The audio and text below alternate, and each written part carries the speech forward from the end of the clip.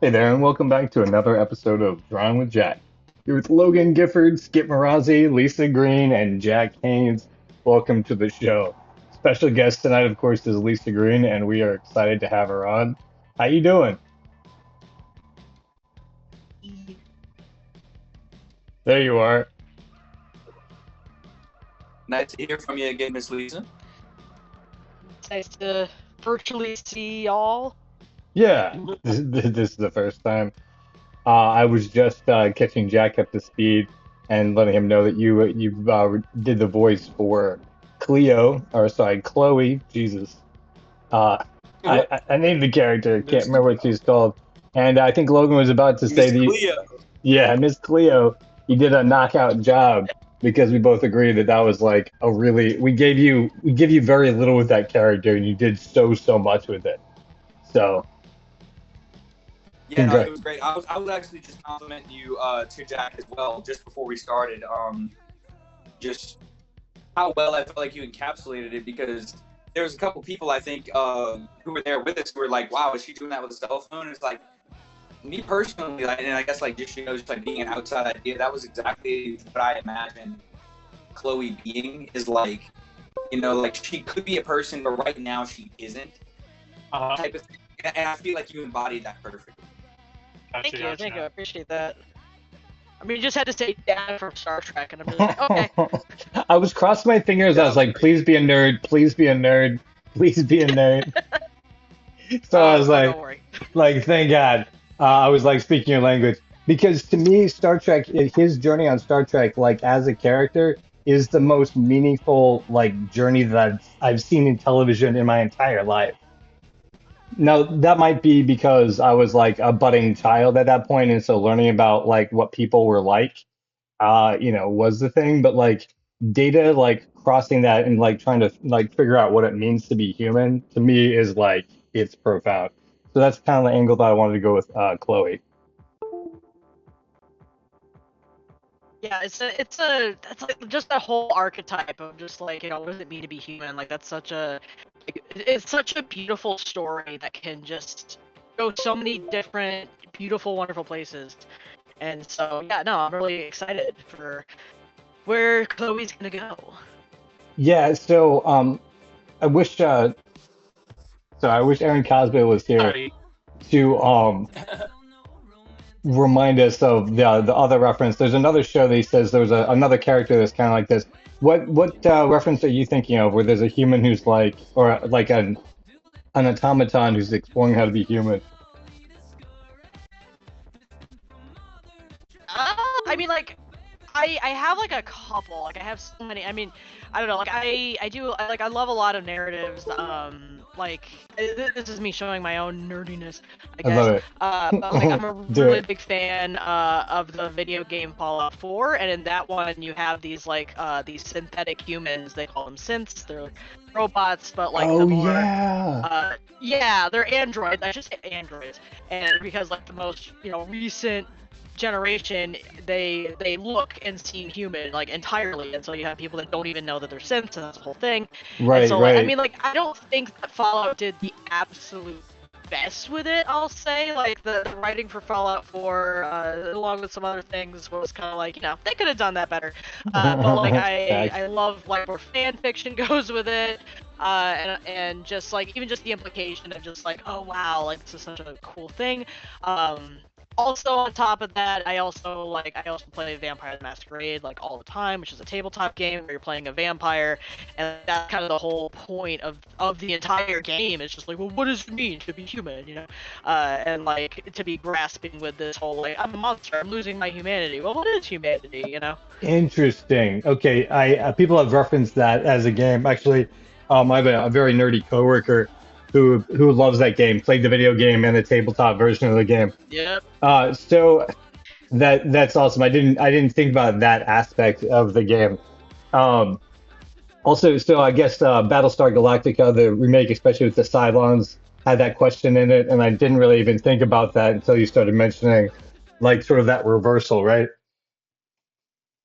Yeah, yeah, and so like it can go either way. Like it could be something that wants to become human, or something that was human and is just like not. and just like either direction, it's a fun concept. Like it's a really fun concept, and it doesn't even always necessarily have to be like, like some sort of like monster or robot or something. Like it could just be, people with powers, and it's just like, what is it to be human, Right. That's Yeah. what's fun, just like as like an associate writer for me personally, is being able to be a part of what the character exploration of that looks like, because it's kind of like you said, like like it's ambiguous. You can go a bunch of different ways with it. Now I don't know what Cosby personally wants to do, but I'm excited to see what springs from his mind as far as the lore behind um what goes on and what happens and how Chloe becomes who she is. So Chloe's really, really interesting, at least in my mind, and there's a couple of different reasons. Um, because one of the things, and this is what Jack pointed out early on, is Lisa, you've seen the artwork, right, of the first page Yeah. at least.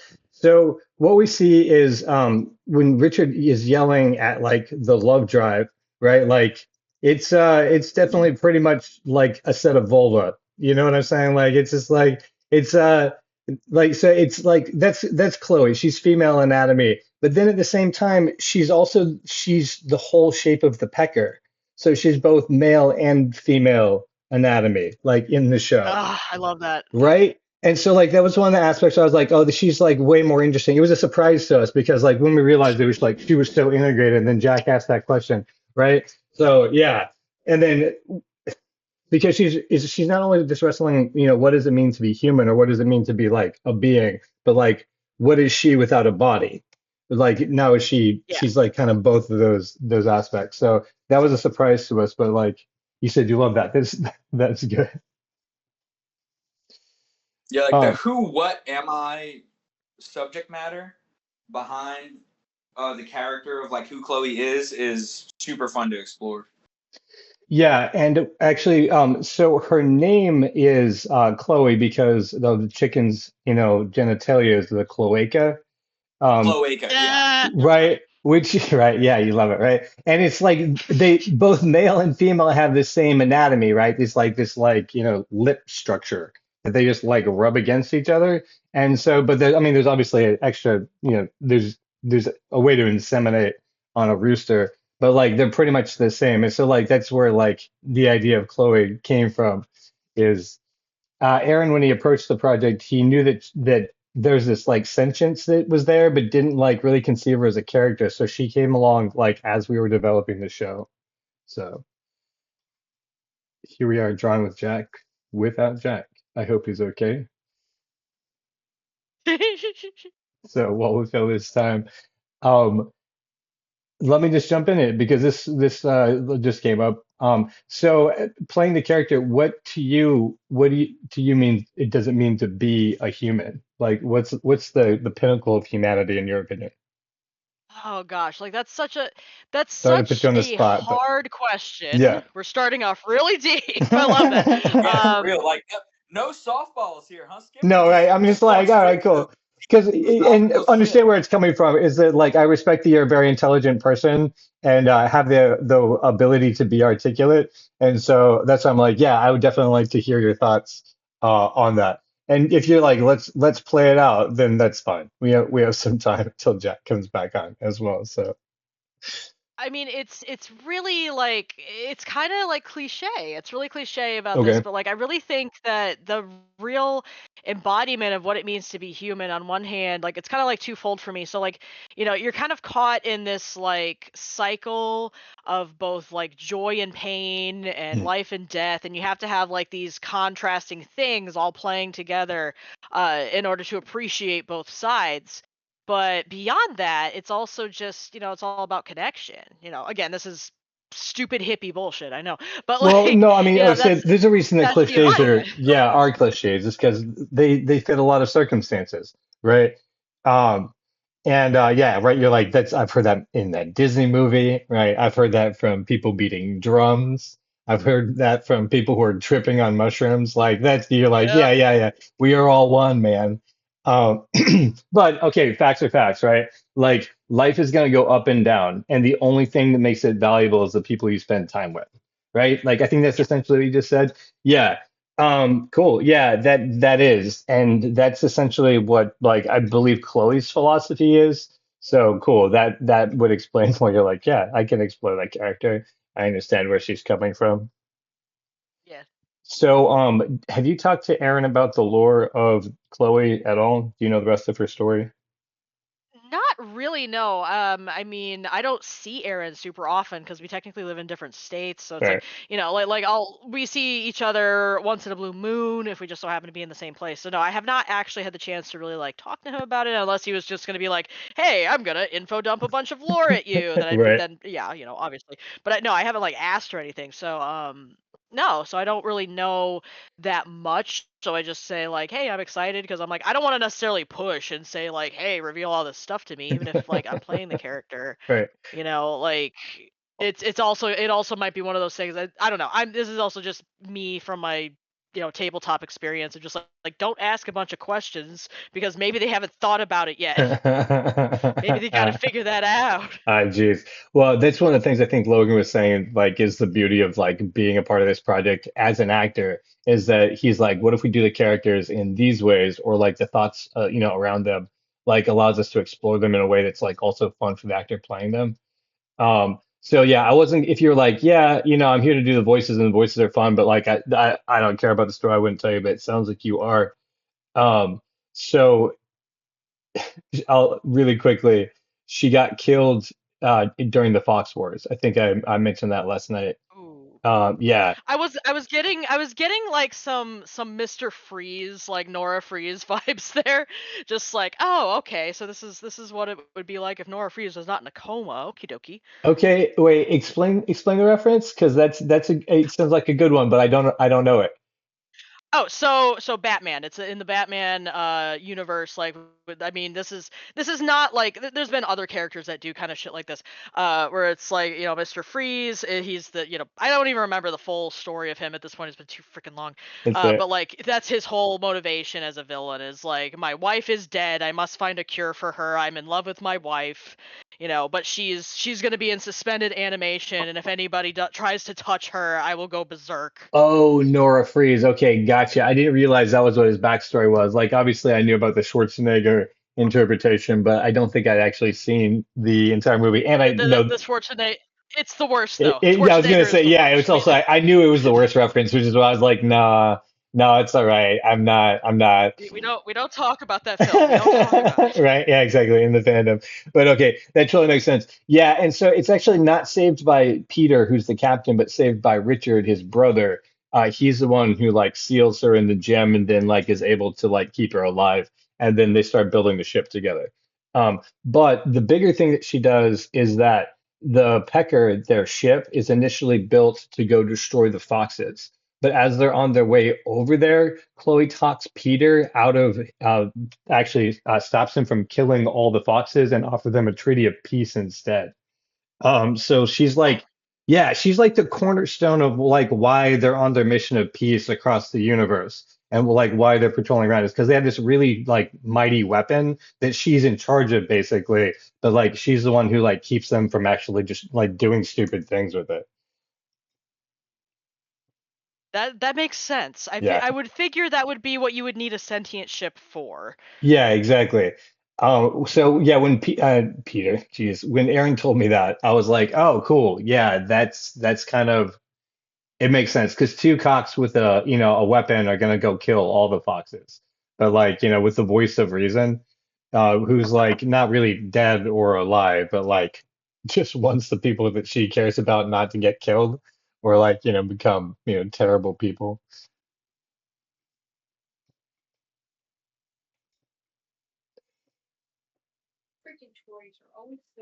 So, you are a professional writer, is that right? Depending on how you want to use that word. I did some professional writing for a little while. I'm currently like between jobs, between gigs, trying to figure out what the next path is. Yeah, so I just That's I awesome. just graduated with a master's degree in writing, so that's Okay. been my whole gig for a while, and now I'm realizing like, oh, there's no teaching jobs available. Okie dokie, I might have to pivot here. This is Oh, getting geez. this is getting dark. No, so but yeah, I did some professional writing for a while. I've been kind of all over the place, here and there.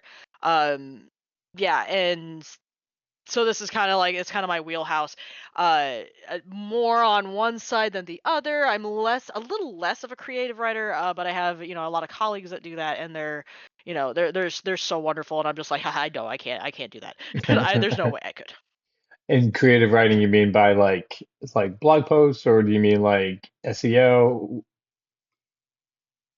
So like when I or say like creative writing, I mean like like poetry the and things that they're making doing? poetry Yeah. books and Okay. Cool. yeah, Cool. short stories and stuff. Yeah, I have Nice. all those. But yeah, for me personally, yeah, it's more like I've done a lot of online content stuff, like that kind of writing. Is yeah, the SEO stuff is really more like where I am. Where it goes from there, I don't know. It's funny though because I'm just like, oh, I'm a writer who doesn't write. And I do have to jump back on that horse eventually and just figure out because like part of it is just like I'm just stuck on the like, well, what do you want to write about? And that's always where you start is like, what do I want to frickin' say? Yeah. Exactly. And It's so that's daunting. yeah, that's where I've been. It's daunting. Um, so you said short stories and poetry, but you want obviously a collection of those things. I mean, I would love to do that. That's more of like what my creative writing friends do. I'm more in the like, yeah, post stuff, yeah, online content, that stuff. I might do more publishing at some point. I'd love to, but I'm just like, it's not necessarily what I want to do right now. Oh my God, the market is a I'm, mess. Just so you know when you look at what's it. a mess? Just the publishing market. It's an absolute mess. The Oh yeah, internet has turned the whole thing. What you would expect, I guess what I expected when I looked at it. I was like, oh, it makes oh sense. yeah, Go to a publisher, and you're like, oh shit. You have to publish, and you have to have a following to get. And it's just like yeah. yeah, There's so many people who are rising to the top. They're doing it in very strange ways. They're not traditional at all. So yeah, yeah. I know, right? It's You've looked so into it. nuts. This side told me you've already looked into it.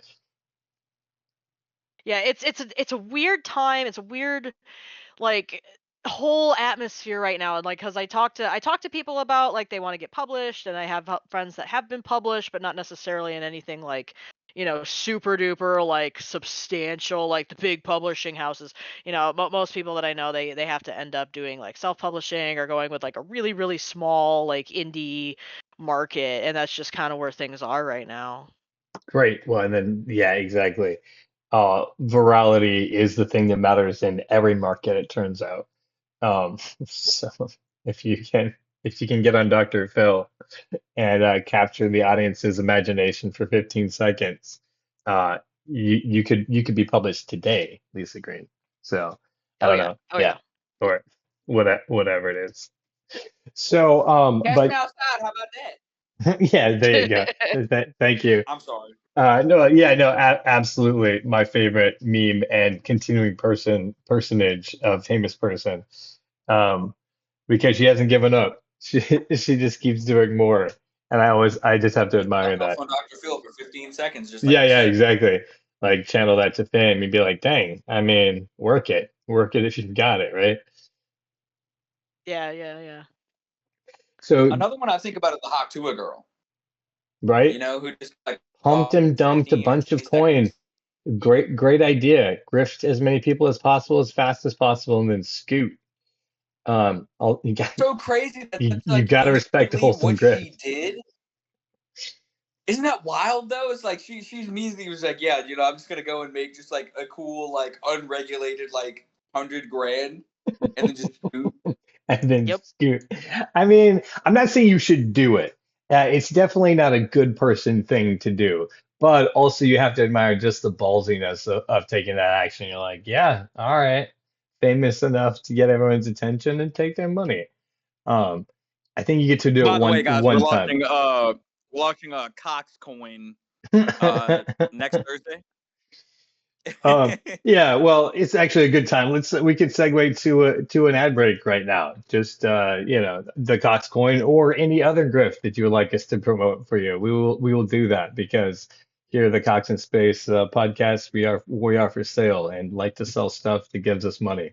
So if you want to get us product, we can get you money, right? Lisa Green, you're a fan of that? Yep. getting Yep, money yep. for selling products. Yep. That's the market. That's what we do. That's it. It was late stage capitalism. This So podcast is brought art to you by has to be Shunhari. yeah. What whatever you would like to put in that little space right there, we can do that. So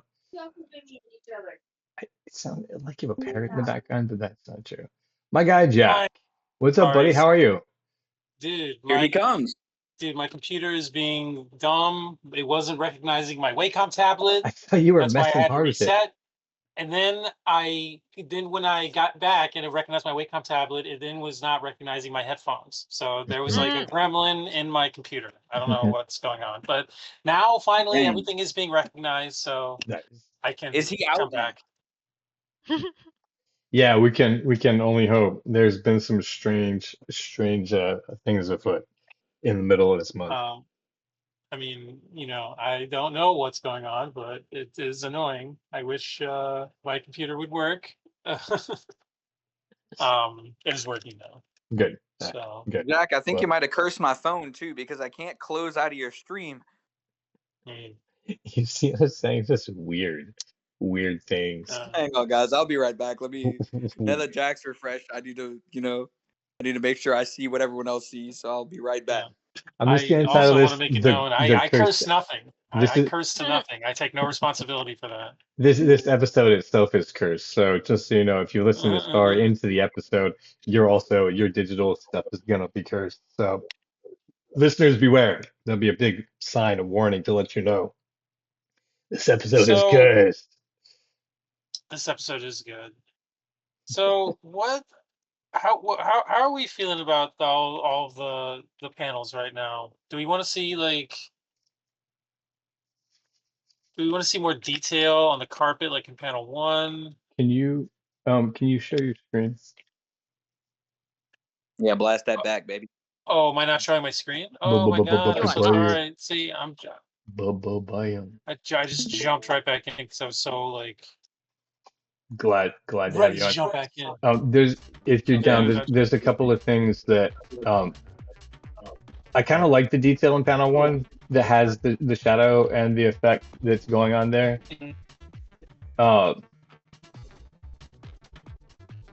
Although I see what you're talking about, it's fun in the second panel how it's got the extra bristle on it. I like some Bristol, yeah. I should probably just put in like a couple. Like from further away, it would be harder to see, Yeah. Yeah, just like some like small details, like just here and there. I think maybe. Yeah, because the shadow and the light on it, yeah, you're doing that already. It is really fantastic. So Lisa, you do stand up now. You said you're Yes. doing your so I mean you're at least getting to use your English and writing degree. Yeah, it's man, it's funny because like this is just where I've been as a person for a while now. Is I'm just like I know how to write, and I'm a good writer for certain things, but like I really am better at just coaching other people with their writing, and once it's on me to do the writing, it's just like so it feels really weird, like going through the comedy community and just being like, I have all this writing experience, I can help you write good things, and then it's like you know damn well that your jokes they suck, you know that they suck, you can't do this, I am fully aware of those things, and so yeah, but I've been doing stand up for about 2 years now. I'm not hustling as hard as some other people who have been in it as long as I have, but I'm doing okay. I have a lot of I've had a lot of good experiences, bad experiences, and so yeah, that's how I met Aaron. Was doing that, and yeah, I just love his style. I love his energy, even though I'm just like we are Yeah. two completely different people in a lot of different ways when it comes to our on-stage presence. But that's wonderful. That's lovely. Yeah, and so I've been doing it not nearly as long as she has, like not nearly as long. But I have a little bit more than just stand up. I also have like some theater background as well, plus the writing stuff. So it's like I have like a lot of like Renaissance woman skills hanging out. Yeah, I did. I noticed that about I'd only met you last night, at the reading, and I noticed that you had a character study already like sketched out. Like you're like, okay, cool. I looked at the script. I understand who this character is. Like took some pointers as far as what they were, and then you're like, okay, this is what the character sounds like because that's what that type of person is. So I was like, yes, that's cool, right? Like having that skill Yeah. is useful for a variety of reasons. I did improv as well for a long period of time, and just character study of like, who I am in this moment because how my body feels was like a huge asset in that time.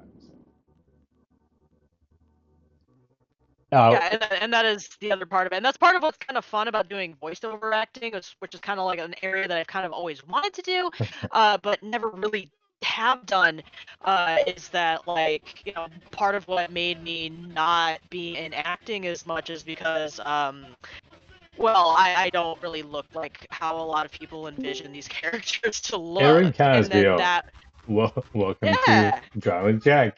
the man. All right, guys. How's it going, Mr. Cosby? I It's just good woke to up. see you. That's Welcome to good. consciousness. Little EP man. So Lisa, no, I agree. Getting to do voice acting lets you do a variety of different voices because you can look like anything you sound like. So you just have a lot of options.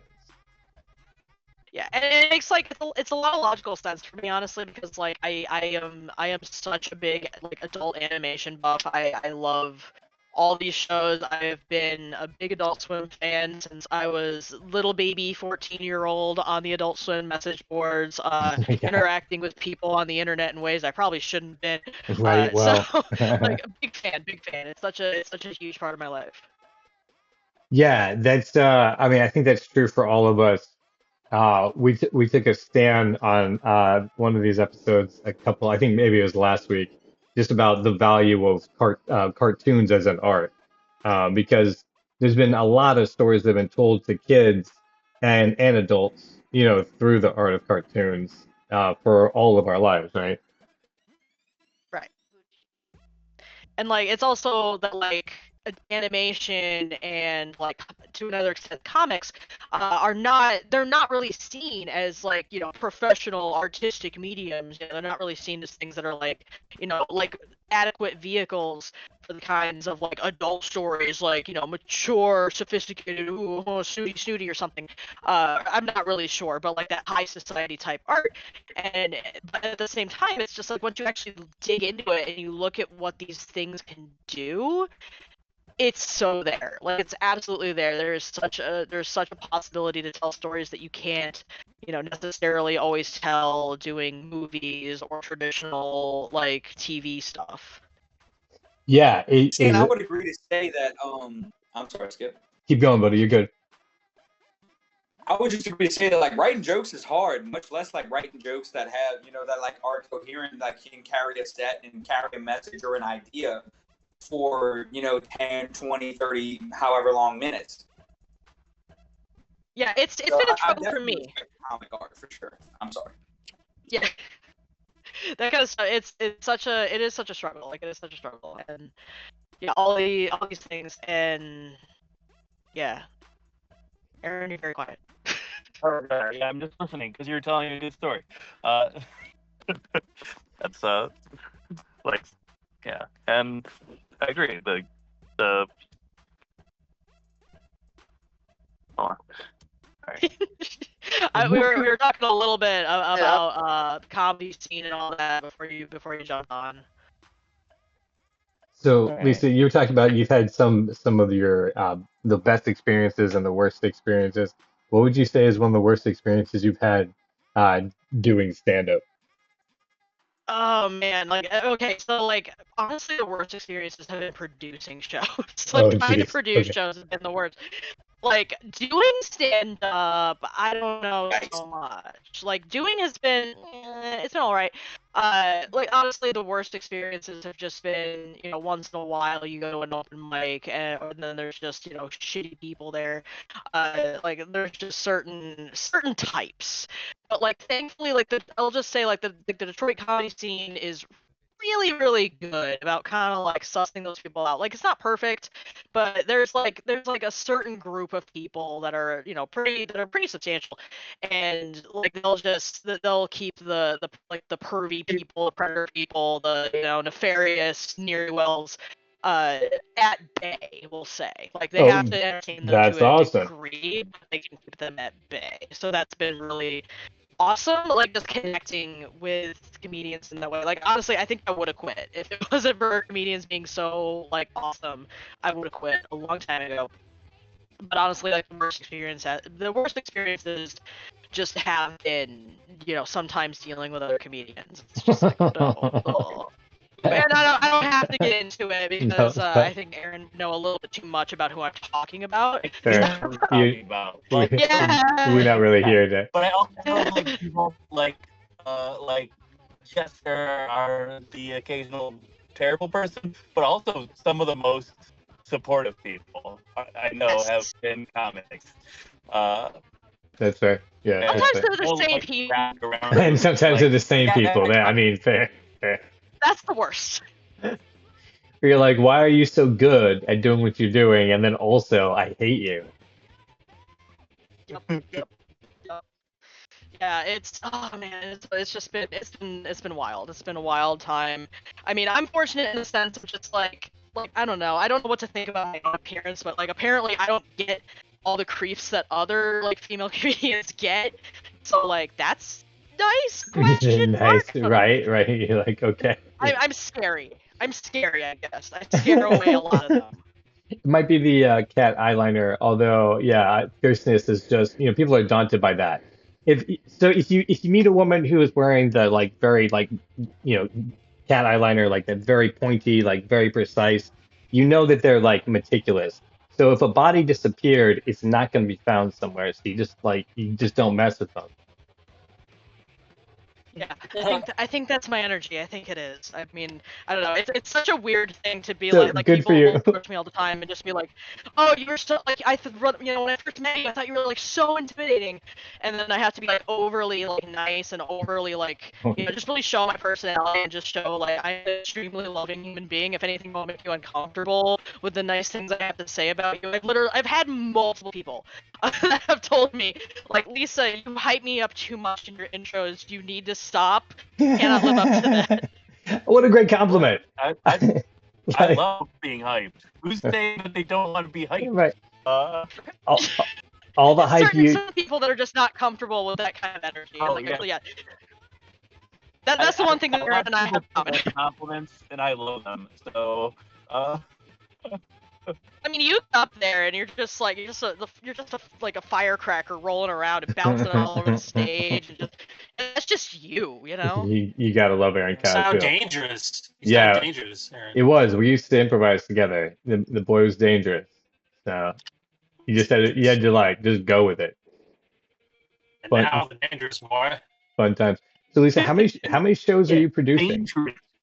or have you God, produced? Too many. That's what it sounds like. Yeah, I was Oh, like, man. wow, it sounds like your plate's full.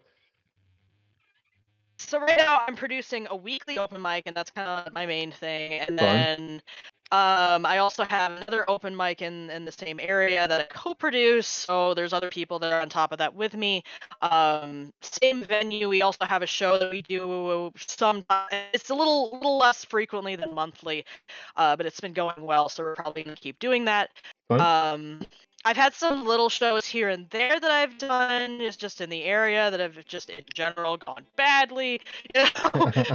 But yeah, I generally just like I pop on to other people's projects and like get that like synergy going, and that's when things go really really well for me. When it's just me doing my stuff and I have to be in charge of myself, no, that's a Right. bad time. Right. I am a horrible boss. And I am a horrible employee to myself as a boss. Right. It's not a good time, and nobody's happy. So it's always better when I can collaborate with other people. Fair. But your open mic on Wednesdays is really awesome. Well, I mean, I only went the one time because it's an hour away. But Yeah. it's been going, I thought, pretty well. You get hosts, other people host it, and yeah. And are you in charge of that show? Oh right, yeah, I forgot about that. So I'm kind of like a co-producer, kind of. So I'm co-producer in name, but it's still mostly Juliana's show. But I'll be there and I'll still make it work, and help out, do whatever I can, even though she's mostly the brains behind the operation, and she does a wonderful, wonderful job at that. And honestly, we both took it over. I mean, for Vivian, who's now in Chicago. And she's the one that started that show, and oh my god, it's been a wonderful, like, great show just the whole time. I mean, it's been kind of ups and downs here and there, like just a little bit in terms of the audience, but like it's pretty substantial. Like it's a pretty solid show every month that we do it. So yeah, so Nice. that's like, I guess four and sometimes five whenever I decide to soft boot something somewhere and see how well that goes. That is awesome. Yeah, sometimes if you don't find the things you like, you have to make the things you like, right? Yep, yep, yep. So And it's just unfortunate that the area that I'm in, I am starting to just really, really realize like it's not a comedy place. Ann Arbor's a comedy place, but that's already got some fish in the pond. They're doing just fine. They don't need me over there. I gotcha. Do you want to call it the shows that you have been doing? If people want to go check them out, Oh yeah, if yeah, you're yeah, comfortable with sure, it, yeah. you're welcome to. If not, that's totally fine as well. Yeah, so yeah, Decotown Comedy, that's generally my brand. I produce an open mic at 734 Brewing, in Ypsilanti in Decotown, every Wednesday. That's been my main hustle, but then I also co-produce with the Inn Club on Sundays, also in Ypsi, but in downtown Ypsi. Femme Feedback, which is at Bloom Meadworks in Ann Arbor. Sounds fun. That's a monthly show. On Club is a bi now, as by which I mean every other week, because that's just what they decided they wanted. What's the other one? I'm blanking now. There's a fourth one. God, I don't remember now. I don't remember now. I'm so terrible. So I put you on the spot for that one too. I didn't No, it's okay. didn't let you know that you have the ability to plug it. But that's cool. That's really awesome. Femme Feedback, is that an all-female show? All-female ensemble? Yes. So, Yeah. well, it's women and non-binary and trans people, individuals. So basically, just any not man.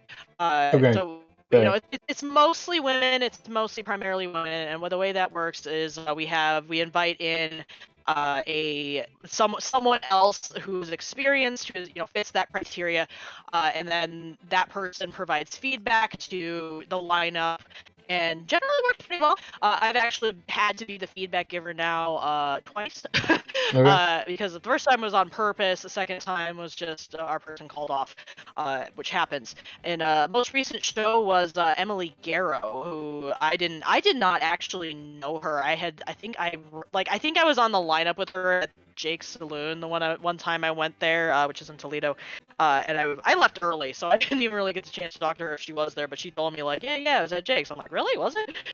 But so that was the first time I actually got to see her stand up, and she's wonderful. She's marvelous, and which I knew she'd be. I mean, if Dave Crumbly's plastering somebody's face all over the place, you know that they're good. All right. So, Yeah, but she yeah, won Family Cup a couple times, I think. yep. Yeah, she's a grand champion. As in, I don't have to say how many times because nobody cares. We'll just say grand champion. Wow. Okay, that's awesome. I play Rocket League, so I know what that means. Grand champion. Grand champion.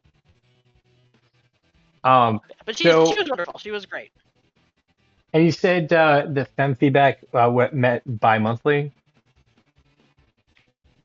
No, that one's the one it's every month. So we have Oh, it's either gotcha. the second or third Friday of the month at this point. And yeah, so you can follow that at fem_feedback on Instagram. It's me and Juliana Loera Wiggins, who is an Ann Arbor comedian, and she she's a wonderful presence just everywhere she is at all times, and I appreciate her so much. But yeah, it's mostly her show, and she does that show and like another show or two, sometimes. And we work together. We work together pretty well. We have kind of a like dynamic, where I'm the big tall scary goth girl, and she's just this little Latina, bouncing around with all of her energy and her happiness, and I'm just like, yep, okay. That is a dynamic. Since we've never met personally, It's pretty great. yeah, I had no idea. That is fantastic. It's pretty great. So It's been pretty great. there are some people like me who don't know what the Crumbly Cup is. I've heard a lot about it. Can either you or Aaron break down like what that is? I've only been on it exactly one time. Okay. Dave has not asked for me back. But it's Dave Crumley. Dave Crumley is a producer in Toledo, and like basically like everyone looks up to him. He's producing like 4 or 5 shows every week. I don't know how he does it. I have no idea how he does it. And when people have asked him, apparently, like when he was in Portugal, he like talked to some people there. He told me this story one time. Like he got all like this inspiration from like people who produce like events over there or something. I'm not entirely sure. I'm sure if you asked Dave and pulled him in right now, he'd be so like, he would have this whole story. That'd be great. But he's a wonderful human. I really do love him. Yeah. I love him in all of his sweaty glory. And he's very well loved. But yeah, so he's the producer of that show. It's contest type show. Yeah. 32 comics. Yeah. Everybody it's split into like 3 or 4 rounds of like one comic against each other. There's judges who pick who's to go on to the next round, and then whoever's left at the end gets to win the Crumbly Cup because he's Dave Crumbly. I gotcha. That's awesome. That's he's the biggest in the air. I'm producing it. Guys, I'm gonna interrupt real quick. Jack, on the final panel, can you add the pecker's insignia to the back, or the Cox's insignia to the back of the pecker? Oh yeah. Or like, where is it on the other side? You want it in the same place that it is on the other side? in the same place where it is on the other. I think it's on the back side. But yeah, okay, cool. So and then everyone who's going through the Toledo area has been on David Crumbly's stage, is what you guys are saying. Yeah. He runs Toledo comedy. Gotcha. That's awesome. Okay. So yeah, because the boys from the Very Good Podcast, they have a show where they were going up there to go do that. They were definitely hype about it. So I was excited. Yeah, and Dave produced Aaron's comedy special too. Oh, nice. Recently. That was, I think, right? Oh, that's where right? That's where it went down. Yeah. Okay, cool. Which is coming soon, and also you guys can see it live at Crackpots on August 1st. So get tickets at professorofcomedy.com or through that too, where Crackpots comedy is happening. That's awesome. Oh, buddy. If I happen to be an out of area listener, where is Crackpot? Massillon, Ohio. That's Akron, Ohio. Near-ish Cleveland for the bigger names of cities. I'll be there in like 21 hours. And that's on your bicycle, right? No, I think in my car. No, I didn't look it up. Miss Bessie, it is a long drive. Yeah. Coming up from Louisiana, that's a long drive. So that is awesome. The thing I also want to ask you, Lisa, what's the best thing that you've done as a stand-up? Like, what do you feel is like so far in your 2 years? The thing that you're like, this is the shining example of why I love it and keep doing it. Oh man, that's a really good question. I've had like a couple. I mean, I have like a grouping of things, but I'd have to say, if I have to pick one, it would be working with Ipsy Pride and doing their fundraiser, the comedy portion, because big, big variety show, and it was, I've done it. I just did it for the second time, and it was wonderful both times, even though they're very different shows, but in a good way. And so that was a wonderful experience to have, like as a performer, as as a producer, having that experience of just like knowing that I'm doing something that like really really matters, and having that sense of community in the room. Like it helps that my jokes are really really hitting, because I don't find the gay events around here, they find me, so yeah, so Sounds that's nice. been Yeah, exactly. it's been really wonderful. It's been a really wonderful time. And yeah, I hate to be that person to be like, oh well, it wasn't that I did a really good set this one time. It was, I get that like community sense. No, no, hell yeah. Of That seems in like, line with what when you were I'm talking earlier too. yes, that moment where I'm just like, all the planets are like aligning, and I just feel like, yes, this is the thing you're supposed to do, right? Um, yeah, I'd say that's probably the biggest one for me. Probably the biggest one is that one. I mean, there's a couple of others here and there. Well, we can pause on that one real quick. Uh, What was Ipsy Pride? It was a fundraiser, right? What was it raising funds for? yeah, so it's for the local like Pride Festival, the LGBT Pride Festival that we do. There's like the Pride, there's an MC Pride, there's there's Oh, gotcha. Ferndale Pride, It was Orange just City like in Pride. June for Pride. Is what you're saying? Yes. So Oh, like okay. I'm in May sorry. actually. Oh, But in May. raising Okay, money so I that get you. raising money so that we can put the Pride event on, because I mean a lot of these festivals, they are they're kind of nonprofits. I think I don't actually know if they're like certified nonprofits or whatever, but like they're often like you have to get the funds, you got to get the community support in there, and like sometimes you can get donations and sponsorships and crap, but like a lot of times it's just, hey, we got to raise money. And so and that's something I'm very big on, is like I love doing fundraisers, when worthy causes and stuff like that. Yeah, I've done other fundraisers with Haley Zurich as well. I did a reproductive rights fundraiser at one point as well for Reclaim. Sorry if I'm unfortunately revealing my politics by just talking about this, You are totally fine. I but that mean, was a really good one. we are politics, right? Like who we are is what based on what we believe and what we want for Yeah, ourselves in the country. yeah, no So problem on this end. yeah, no, I that's a pretty love everything inseparable. that you So said so far. So yeah, yeah, no, we're with Yeah, you I'm just like 100% as saying that, well. like, unfortunately. yeah, Well, it's yeah, yeah. Unfortunate there's people who hate based off of that and not your personal outlook and the actions you take. Because you seem like a person who likes to take care of other people and make sure that they people who are less fortunate than you have opportunities, and are protected. So um, right, like I might be off base. Maybe that's not you, but I mean, kind of. I mean, like, it's not. You're not off base. You're not off base. I mean, it's just a matter of like how you do it. It's a matter of like how you do it and how you show that kind of support, because everybody is going right, to be a little different in the way right. that you want to show that kind of support. Like the other side of it for me is like teaching. I did 2 years. I just finished up my graduate assistantship where I was teaching for 2 years, and so I was a very different type of teacher.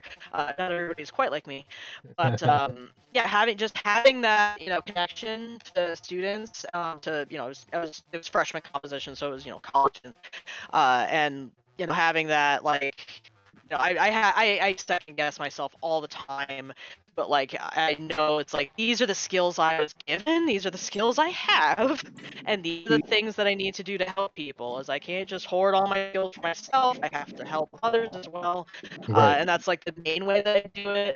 Um, Fundraising on top of that, that's just a cherry on top of the sundae for me. That helps too. I have a lot of some experience in that area as well, so like it all works. All those things, and that's kind of like how I like to help people, is just the very like not so much like the touchy feely, like really personal care kind of stuff. More of like make sure you're trying to get people on the thinking the right way so they can be taken care of in the bigger picture, or they can take care of themselves in the bigger picture.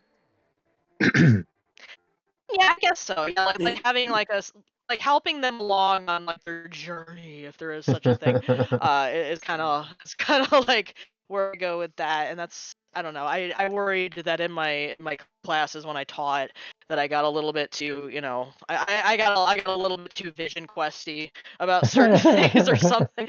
Just like, hey, you're in the humanities. This is a humanities class. What is the point of a humanities class? It's not to figure your life out. Let's try to do that. And then they just don't figure their life out because they're 18-year-olds and they have no idea about anything they're doing. But it's about asking questions and getting them to start thinking about it. Right.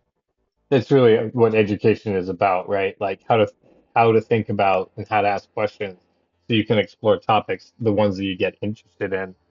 Um, Yeah, and like that's kind of like my whole job as that's what I realized doing freshman composition. That was my whole job, was basically to just figure out like help all of these little 18, 19-year-old me children. They're not children; they're fully fledged adults. But to me, they're kind of like kids partially sometimes, fledged adults. unfortunately. Yeah. And- Yeah, and just helping them along and figuring out like just they're all just like, well, I don't know what I want to study. I don't know what I want to do. I'm doing this program, but I might hate it. And then having to help them figure out like, okay, what do you want to research? Let's figure that out in a month, and just Right. we'll start there and trying to get them to explore like what are the things that I'm interested in. And sometimes they come up with really cool stuff. Sometimes they go in just really wild directions where I'm just like, wow, I would never even of that. And then other times they're just kind of floundering along because that's just where they are. And nobody's really like doing a bad job. Just kind of like everybody's at a different stage in the journey. Something. Right. Okay. So, you said laughingly that your goal is to like quote unquote help them on the journey, and then you laughed because you're like, hey, it sounds like you don't believe that there is a journey to be helped on. Is that true?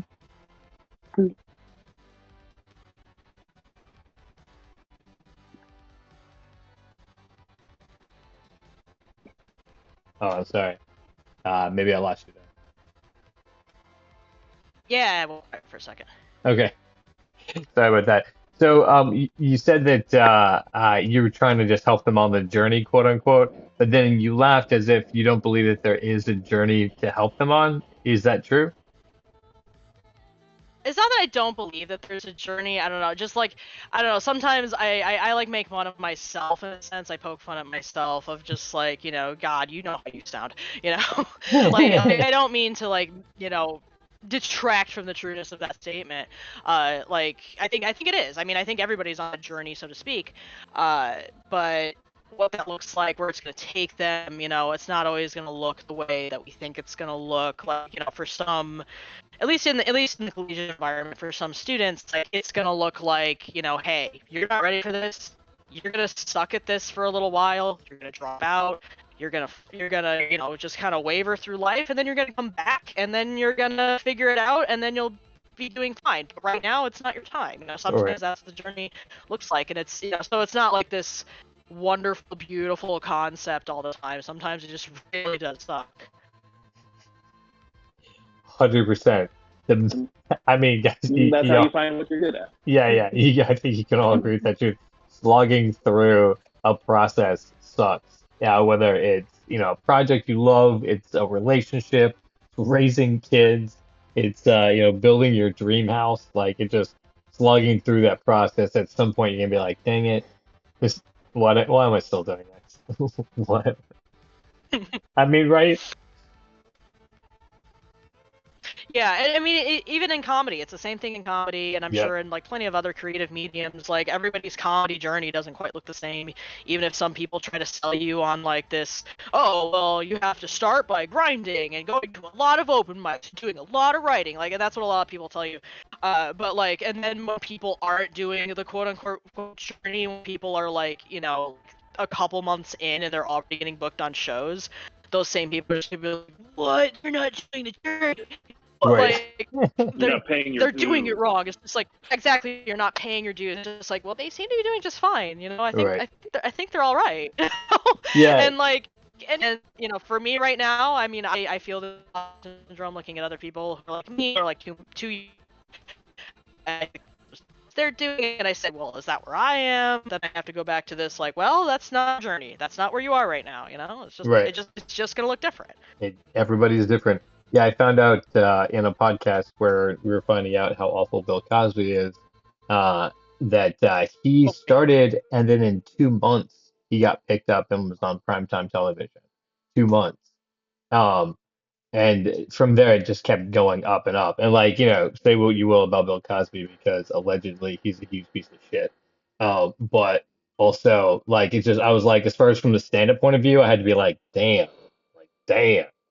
Oh, so anyway, And there's definitely other figures in the stand-up world that are very similar to that are very right? much like Yeah, I can appreciate this aspect. yeah. Well, I mean, yeah, and there's of course there's a bunch of like scumbags too in all the medium that we enjoy.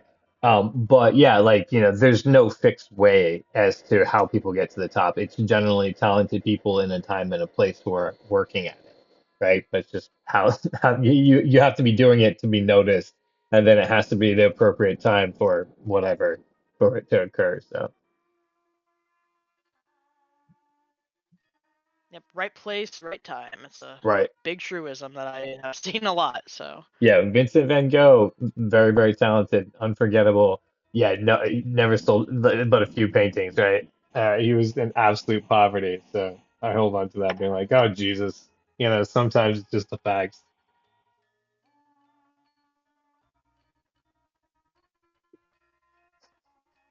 Anyway, you said you were like emo, so I figured you like things that are completely dark and off the rails, like that sort of thing. But we can switch to something that's a little bit lighter. Tell me about your character in your vampire role-playing game, because I'd definitely be interested in hearing about them. oh god, I have so many. Which You one? can't say tell me about your character. It's like, well, first of all, which one? Yeah, that's what I would And like to then know. Yeah, also which one? because and also like I'm I kind of have to be like I have to be the storyteller. It's kind of this weird thing, which is the equivalent of dungeon master. Okay. And so this is where you go with it. You have to say like, I want to play this game. I'm the only person that can run this game. Yay! So you have to play all the Uh, characters. yeah, unless you want to go like on Roll20 and pay people, which I don't. Like no shade on them. They absolutely deserve the money, but I'm also just like that's not the experience that I'm trying to do. Yeah, also if you can do it, right? But yeah, if I can do it, I'm not gonna say that I do it well. I'm not gonna say that I do it as good as those people. There's a reason I'm not on there saying, "Hey, give me money and I'll do this." Right. But I try to run games for my friends. Um, I'm trying to get one together, and it unfortunately takes a lot of like thinky time. Yeah. And so I kind of have to like spend time on it, go away, spend time on it, go away. And that's just kind of unfortunately where I am. But I've been working on one that I'm thinking I'm probably gonna start really soon. With some friends that I have around here, trying my best to do an in-person game, trying my best to do that. Which really, if anybody's interested in that, I don't know if anybody is. But okay, the whole premise of Vampire the Masquerade is just it's the same, it's the same world, but just a little different. It's like an alternate universe, like everything is where it would be generally, except some things are a little different. Things are a little darker, shadows are longer, corruption is more rampant, decay is more rampant, that sort of stuff. And so I've been kind of working on a Detroit Chronicle. We use the term chronicle for campaigns because Okay. campaign just sounds too wargaming. Yeah. So I've been working on that. And it kind of just really started from me looking at it came from this experience of in another life, in a sense.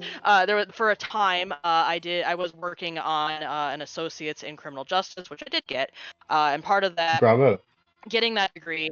Yeah, thank you. Part of that, getting that degree was doing ride-alongs and visiting police departments and stuff. So like one of my biggest things was visiting the Detroit Police Department and seeing how they do things, and just like really being like shock and awe about Project Greenlight, which is this, there's like all of these cameras around the city of Detroit, sometimes a little bit, creeping into the suburbs, on these main like thoroughfares, sometimes at businesses, and that supposedly it does help to reduce crime, but there's also like this other element of like Big Brother of just like, oh man, they're always watching, and just like, Right.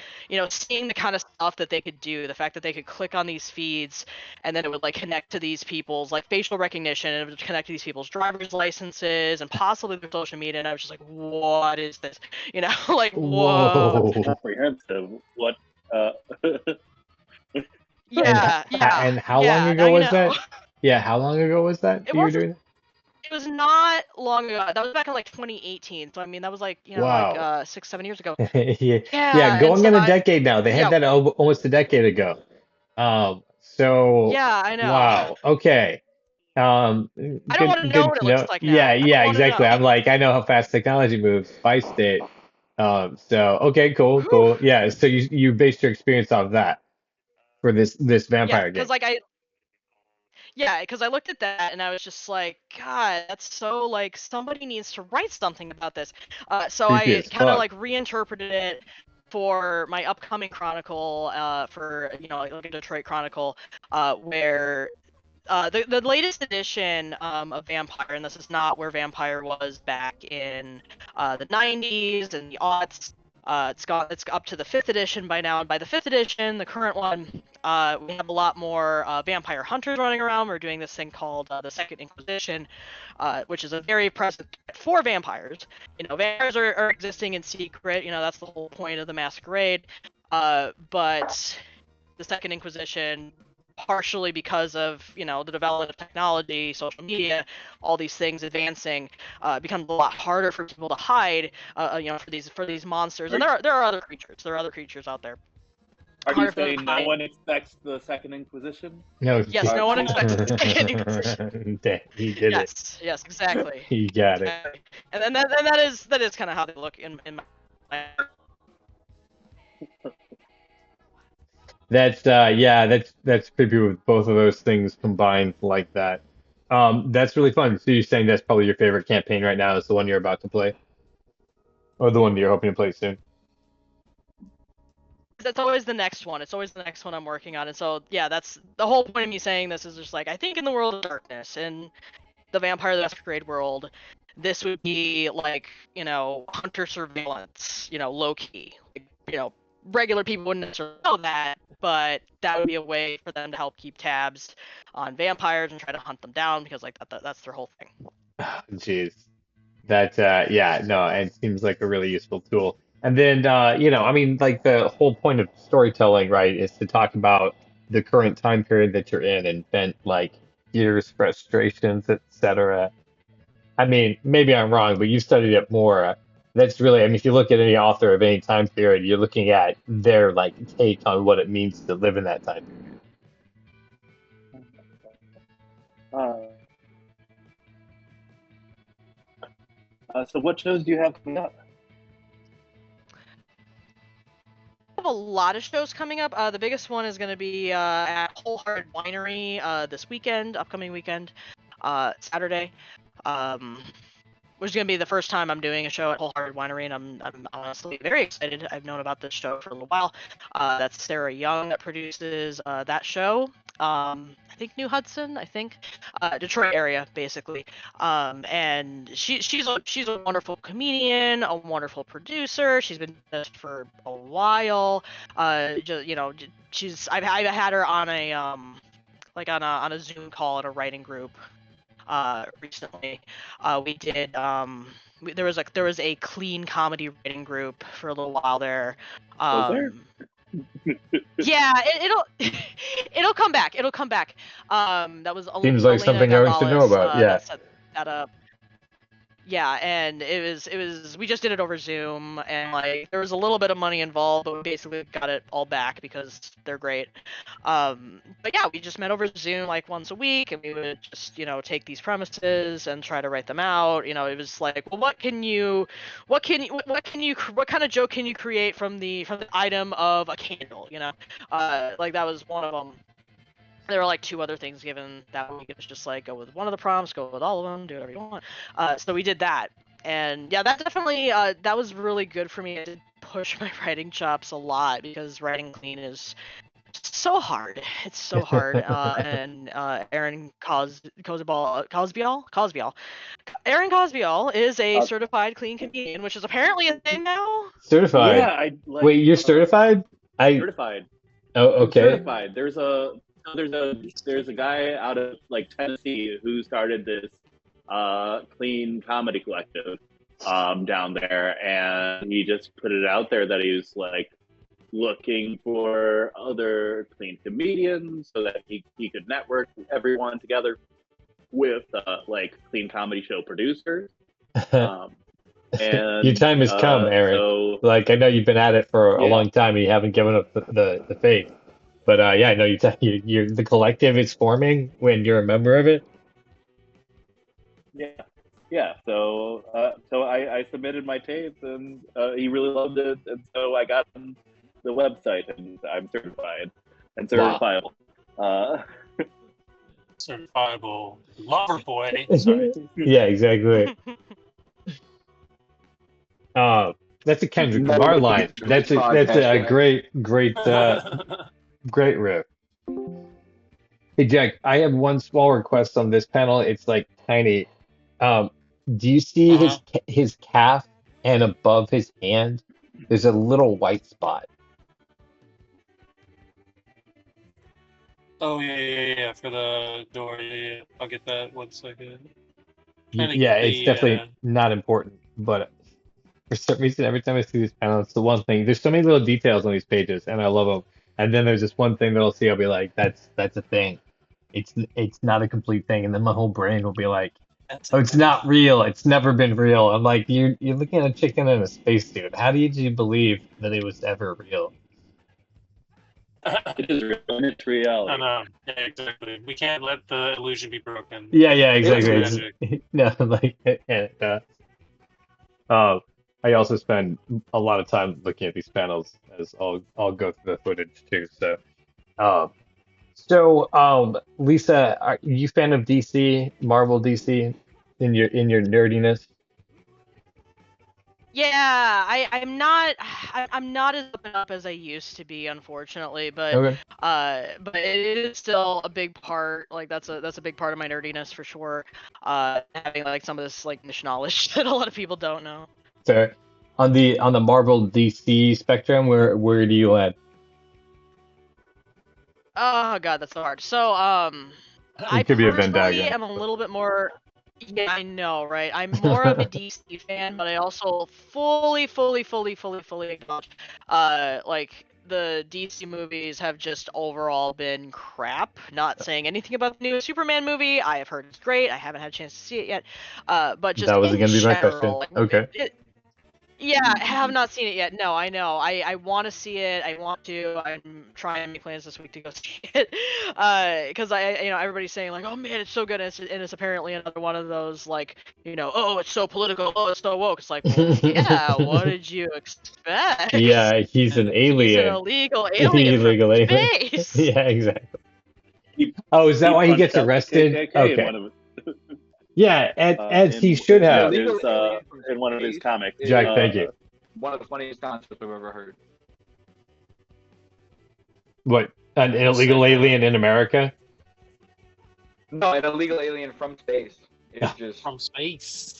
From space. Just like, can you imagine that a UFO landed in like Arizona, but the alien gets picked up by like INS?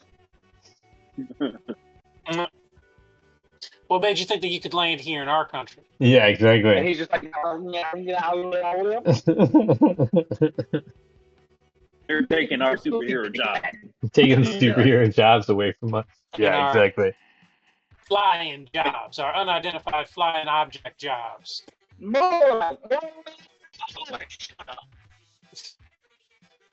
think So- we can't save ourselves.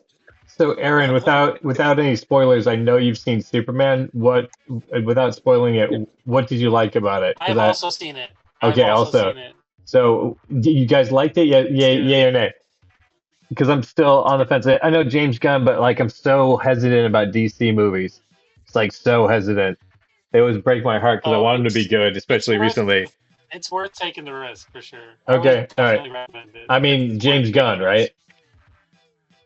Yeah, Yeah. it's James Gunn, Okay. and like you think because it's DC, James Gunn can't possibly make a good Superman film because I don't know. I've always liked the Superman television shows over the films, Okay. All right. uh, All right. All right. but he knows his stuff and it translates to the screen. Okay. Like That he I made a mean, great Superman film. yeah, he. I heard spoilers about how the glasses actually make sense in his universe. Um, is that true or not true? You've heard of the hypno glasses. Yeah. Yeah. Exactly. Oh my Which god. which So it is actually makes people. I remember my dad had that comic, so Yeah, I okay. know what he's talking. So the in the comics, the glass in Superman's glasses is made from the windshield from or some glass from his spacecraft.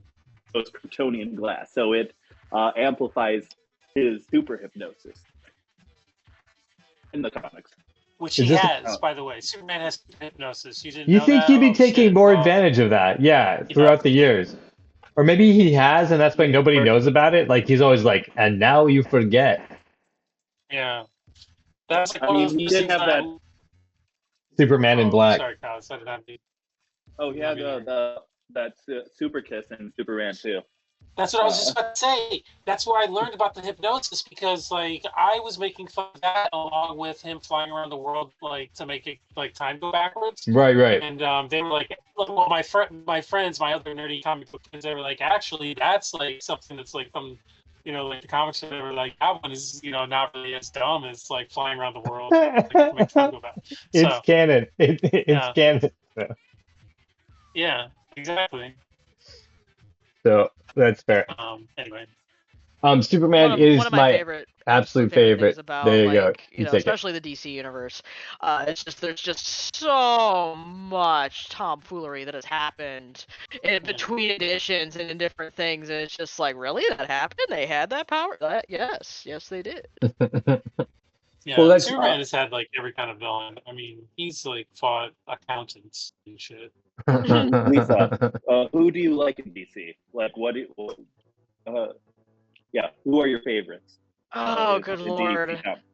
That's a great question. I have so many. I don't. I have I have to go like line by line by line, unfortunately. Like, I don't know, it's so terrible. I have to say, I mean, I don't know, like picking an all-time favorite is like just so hard. I have That's a why I very say favorites because yeah, that way I you can be like, know. these are who I like. I'm not gonna name a favorite. Right. I mean, the trifecta for me of like, Catwoman, Harley Quinn, Poison Ivy, will always have my heart. Just, fair. I grew up on Batman the Animated Series, the Right. OG, the Kevin Conroy in the 90s. It was amazing. So, He's yeah. Batman. Yes, absolutely. I mean, he was the Batman, like basically up until he died, So, yeah, and so like that's definitely a big trifecta for me because like that's just where I started. Like since then, like there are a lot of other characters that I feel are really underrated. Like Batwoman is very underrated. I don't know. I tried to watch the series. I could not get into it, but I still feel like the character is very underrated. Things like Phantom Stranger and Doctor Fate, like very much underrated. And Zatanna, like I definitely like that side of the world for sure. And then also like some of the other Green Lantern characters, like Star Sapphire. I really love like that whole concept. Gosh, like so many. There's so many. Yeah, really, like I'm so much like a person that just it comes down to like the individual story being told because all of these characters really are just vehicles, for whatever the story is going to be, and sometimes it's handled well, sometimes it's not. Yeah. But Understood. yeah, like also big Wonder Woman fan, I loved that's probably my favorite like superhero movie is still Wonder Woman, which is that's a hard pick, but it was just so great. Yeah. just love her. The sequel maybe not so much. It was okay, Thank you. but I yeah. was like, are you how much do you love Wonder Woman? Enough to see past 1984? Oh my God, we Because went right back into yeah. Okay, let me ask you in, this in a about Wonder trope of Woman. like nerdy glasses, and then Right. she's sexy now. Yeah. No, Look, but nothing good happened back in 1984. There's a whole book about it. right, yeah, exactly. No one should ever do media at that time. Um, but so no, I wish that the Wonder Woman with Gal Gadot was actually the Chris Pine character was actually played by Tilda Swinton, and the sub storyline of that movie was that she's like trying to like pass as an Air Forceman because she wants to be a pilot in that war. That was like what I Oh really my wanted. What God, I that would really, be I mean, like amazing. headcanon, yeah, for me, yeah, I was like, you know what, make this movie awesome.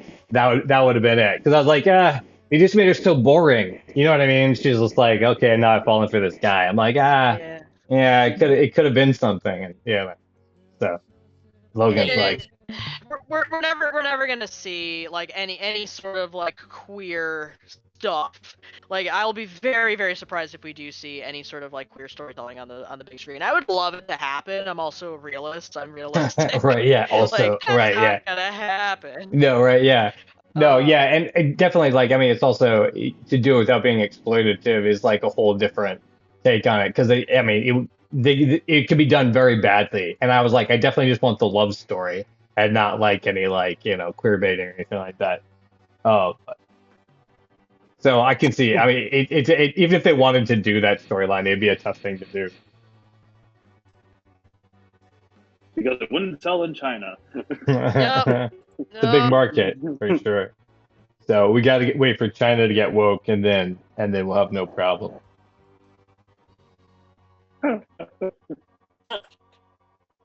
So yeah, I derailed that conversation, but Wait, yeah, no, Superman is in my opinion the best superhero because he's the original superhero, obviously because his name is so vacant of any other meaning. I do find it interesting they're going to try to take on Supergirl, which feels interesting considering it's so, like, it's to them trying to do series about that. But I guess it's not that weird because they did the Flash mini, like they did the Flash series, and then they also did a movie with a totally different actor, and oh, we're not even going to talk about that guy. But Right? Yeah, yeah, exactly. just having that. Yeah. Oh yeah, the Flash is also one of my like personal favorites. I forgot about. Okay. Yeah, like in terms of superheroes, yeah. Forgot to mention that. I have so many, too many, honestly. But yeah, I'm a big Flash fan. I did love the series until it got weird. But the, Yeah, first couple seasons were great. Um, agreed. Ezra Miller, not great. But No. yeah, so I don't know. Anyway, yeah, Supergirl. I would love for them to do something with Power Girl, but I also know that it's very unlikely just because of how weird that whole concept is. Is Power Girl the Yeah. squirrel, or is that a different one that I'm confusing? no, Power Girl's a clone. Well, not a clone. She's Thank you. another Supergirl, like come from From a different Earth or a different Earth or like from the future. Also, I think she like came from the. Yeah, I'm sorry, of course. I can't remember. There was That's why I say Earth- it's complicated. yeah, it's really complicated. It's Supergirl, but not really. Yeah, Hmm. but more powerful than Supergirl. Like Power Yes. Girl is actually like, she's like right under Superman and Lobo. It's like the most powerful in DC.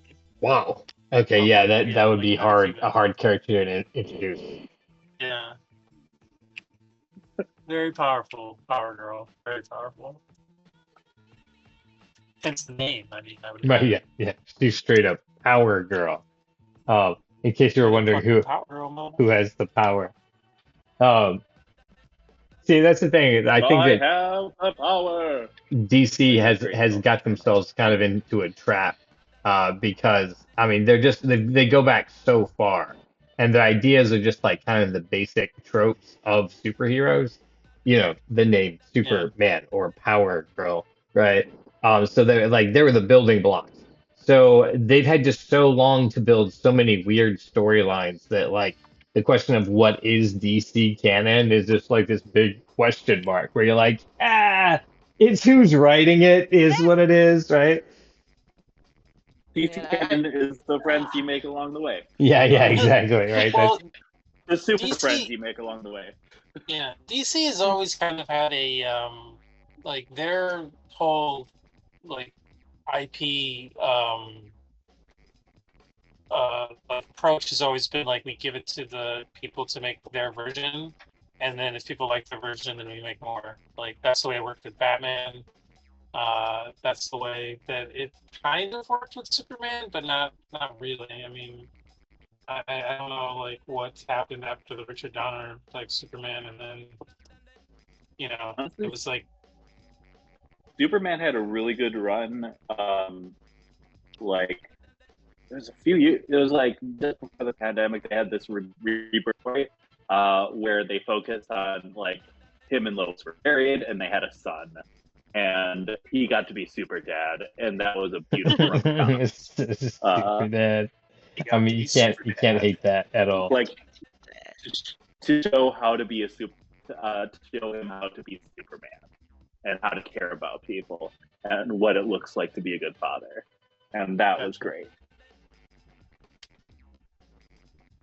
That does And then sound like a also really wholesome because I story. think his son came out as like bi, and like he supported I thought it his was son. I thought this was Or gay. gay. He is I- gay. I couldn't remember if it was gay or bi. I don't John know. Kent. Queer Superman and Super Dad is the superest of dads.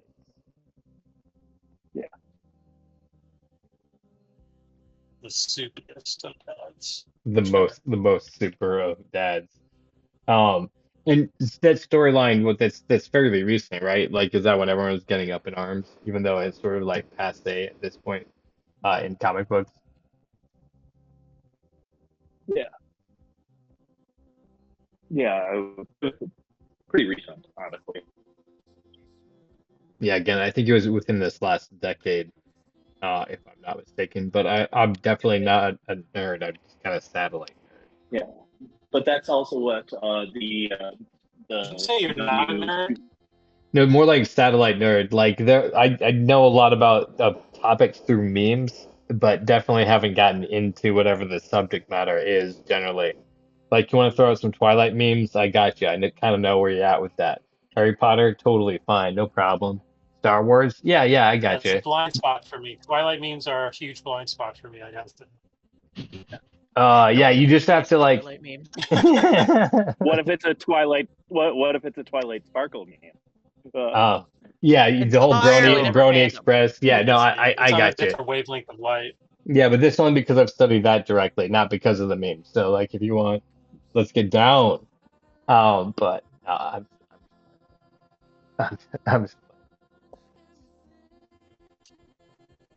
um, I think this page is close. I think this page is like done pretty much. We should there's probably like there's a couple more examine things. panel by panel.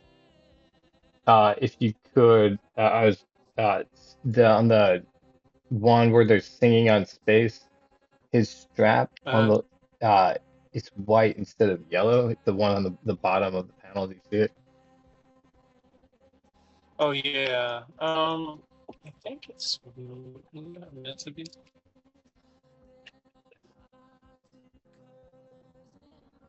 All his zippers were. I might be wrong. We'll take a look at the.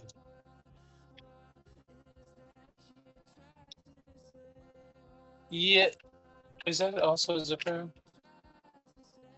Maybe that is also a zipper. Oh, I got you. For So some reason, I thought it's that. actually. For some reason, I thought that like this thing here was a zipper, and then like one of these was a zipper, and the other one was just like a seam. But I didn't really like. For some reason, wait, this is an early.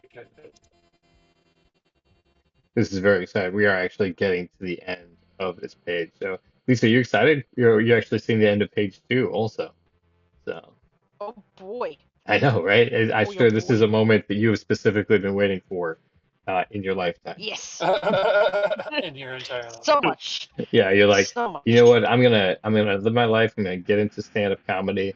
Gonna meet a few people and then see it finally phase two Yep. get complete.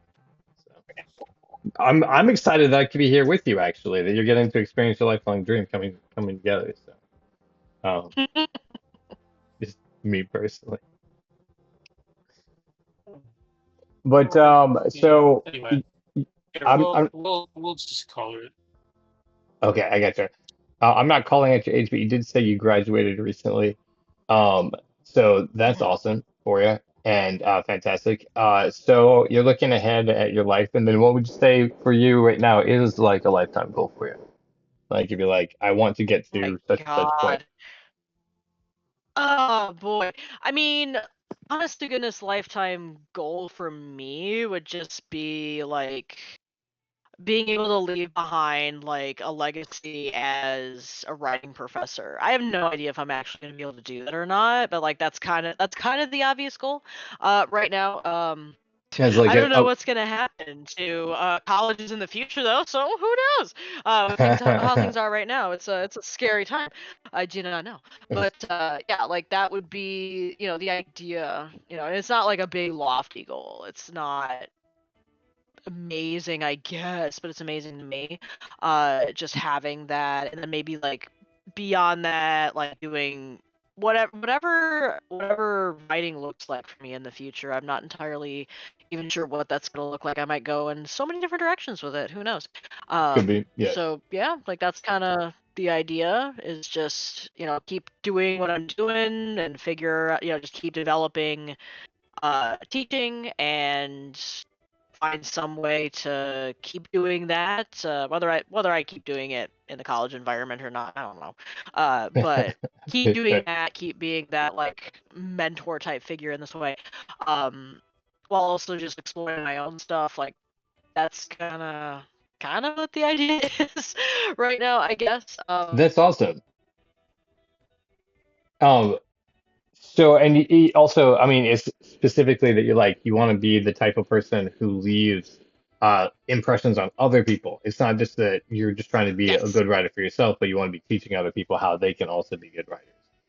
Um, so Yeah, yeah, because like yeah, I had several teachers that were that to me, and I realized like that's really the big impact that I've had throughout my life. Is just like the biggest impact has come from like mostly from my teachers, and having those moments in these like through my writing experiences, sometimes for school, sometimes not.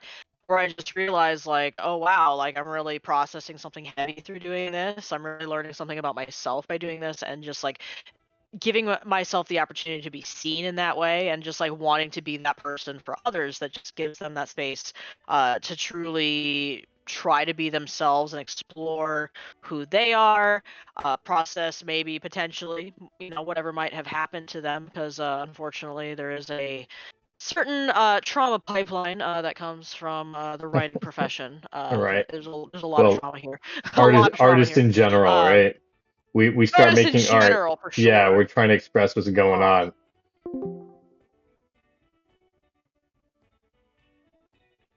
but yeah, so that's kind of the goal, and like stand-up comedy is obviously kind of the sidecar to that whole situation, and why I'm not gonna be like I want to be a traveling comedian because I'm just no, I don't think I do. I mean, maybe if I get that good at some point, that'd be great, but like, is it the goal? No, not Right. really. Yeah, it is a lot of traveling for sure to be doing that. Uh, I maybe not so much now because you can do some online, but no, live shows are not going to go away. And yeah, that's just the thing. If you're gonna be if you're gonna do stand up, you really have to love traveling.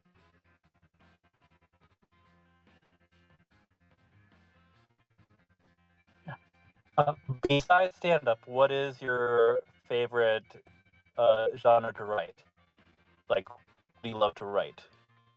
Oh boy, that's hard. So, not personal writing, because that is very hard, very hard, and that's why, like, stand-up is honestly, my hey, try something new, genius, of the whole experience. Where I kind of have realized how hard it is for me to write about myself and write about my own actual experiences.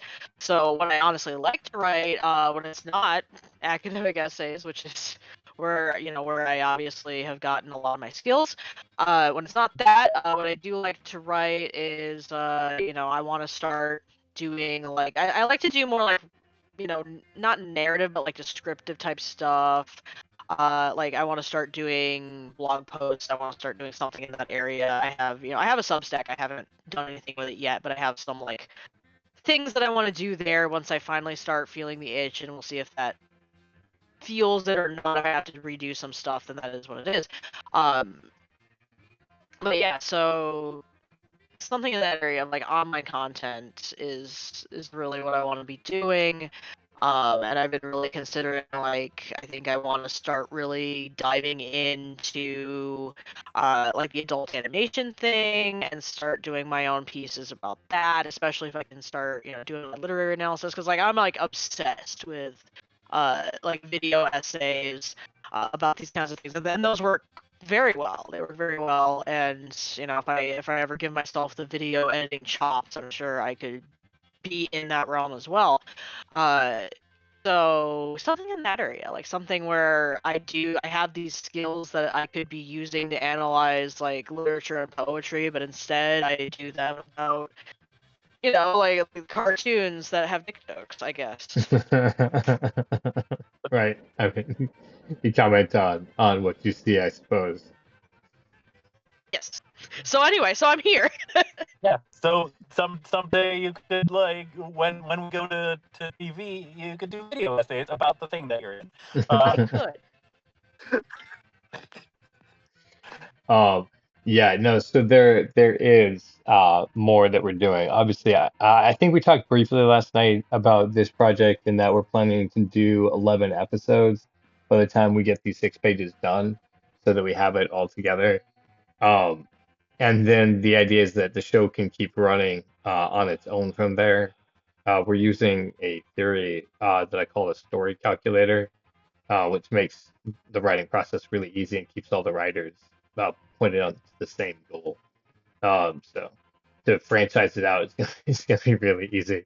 Um, but yeah, so uh, uh, I think what I hear you saying is you're like, I would be down to do some writing with you guys. And it sounds like Yeah, it would be fun. It absolutely. would be fun to do some writing. Um, there are, I think we're trying to get to the climax at least for this first season that lays out all the, like, fine lore, and then from there it's going to be kind of expanding outwards. So we're a couple episodes away, but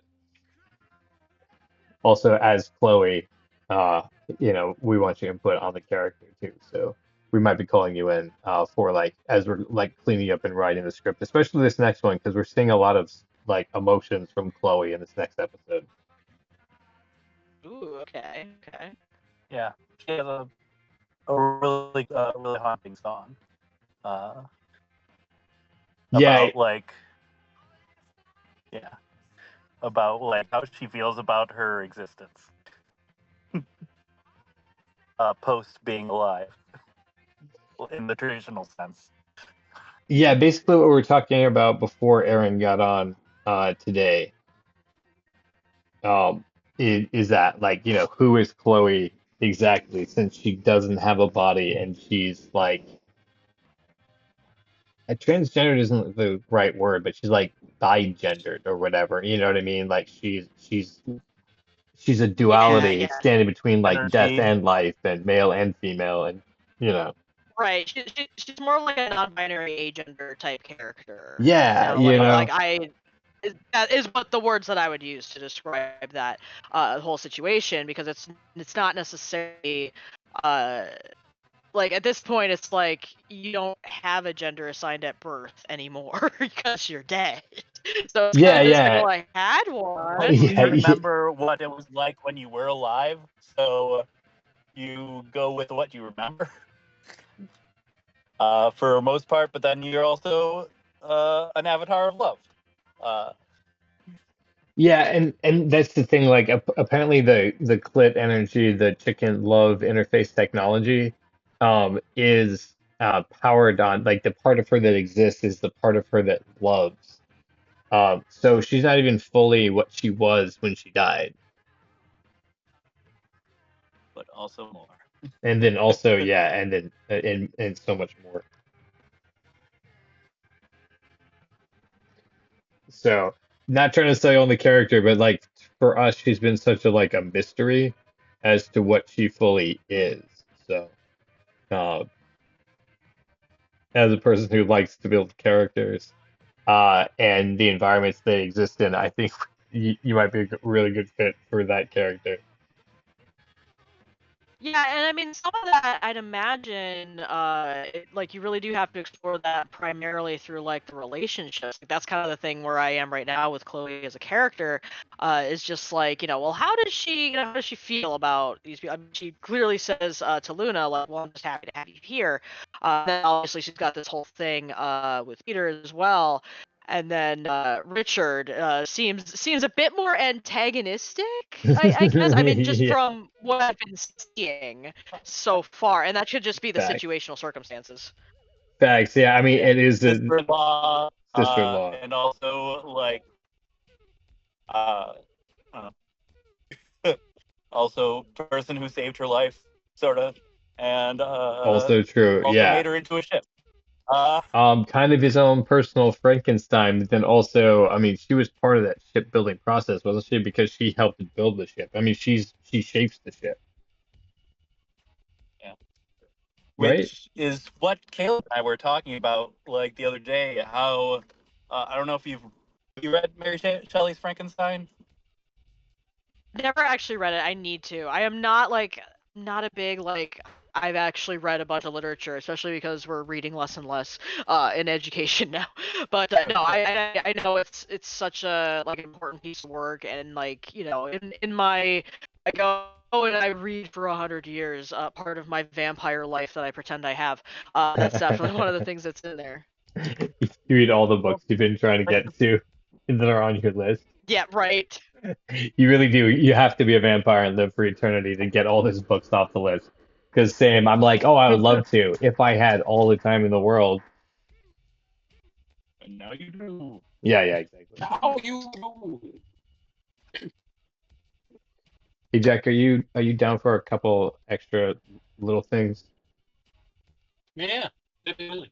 On that cat in the very far distance, the ocean is on her boobs.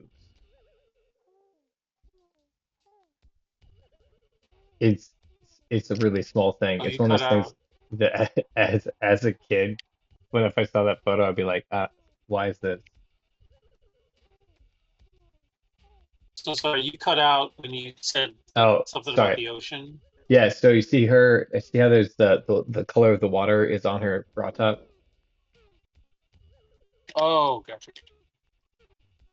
I told you, but Easy it's things. like yeah, Easy, really, really easy small things. You've gotten all the major ones. You noticed the ones that I was doing, the crow behind easy. his comb in that first one too. You got there was, and I think you got it, but on in this panel on Peter's hand, there was a couple of spots on his hand from the sand. They're still there, it looks like. See his left hand where it's almost touching the backpack. I think it comes from the sand brush.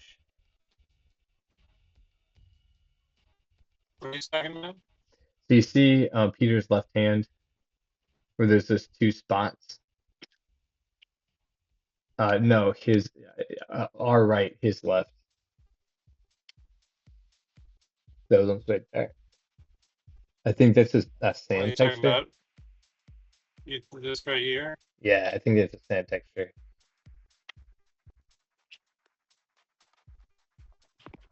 It's hold on.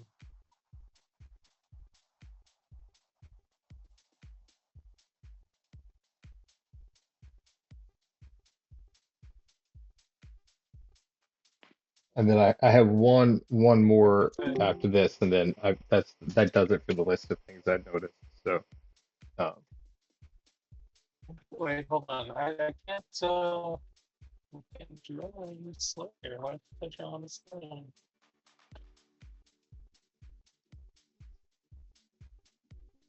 So, guys, we are in the last half hour of the show, so I want to thank you guys all for being here. Aaron Cosfield, first Lisa Green, Jack Haynes, being here on Drawing with Jack. And I've been having a blast hanging out with you guys. These podcasts are so informal, but they're just always I like hanging out with people, so glad you're here. Yeah, I'm so glad that I'm like a part of this. I'm glad that I met Aaron and we could do this because I would not have expected any of this at any point to ever be a possibility Right. for me at all. Fair. Oh, you know why that's white right there is because it's what's his face's hand, The spot. and that's the reason I can't draw on is because I drew white in there so that his hand would be there. Oh, over the So pink. The pink sand. yeah, Gotcha. so that's why that's white right there. So here, let me put some shading on our boy's hands just to kind of. Are you talking about the spots that are there? There's two Yeah, dots. Okay. See how Yeah. this see this yellow here? That's his cuff of his suit. Yeah. And then obviously sticking out of the cuff is his hand right there. Right. So But I mean Peter's hand right behind it. It's like right above your head. yeah, See the dot that's like, yeah, now it's right above your head there too. you just so you're just talking about these two little dots right here. Yeah, isn't that from the sand texture brush? Yeah, I didn't notice them. I mean, there could be like sand in the air, I guess, like from I mean, fair. He's got walking. a little sand on his hands. Yeah. I'll get rid of it. That's on a separate layer. I think I put it on the. Did I put it on the ink layer? Yup. Ding ding ding. There you go. Nice, nicely organized. Yeah, Lisa, life takes all sorts of unexpected twists and turns. I was not expecting that I would be working on Cactus Space in the future. This is That- multiple. Then, Jack, I have one more question for you. Let me get some depth on these hands real quick, just so we can.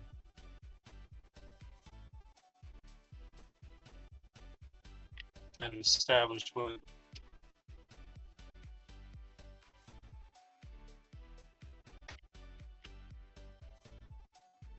Cool. All right.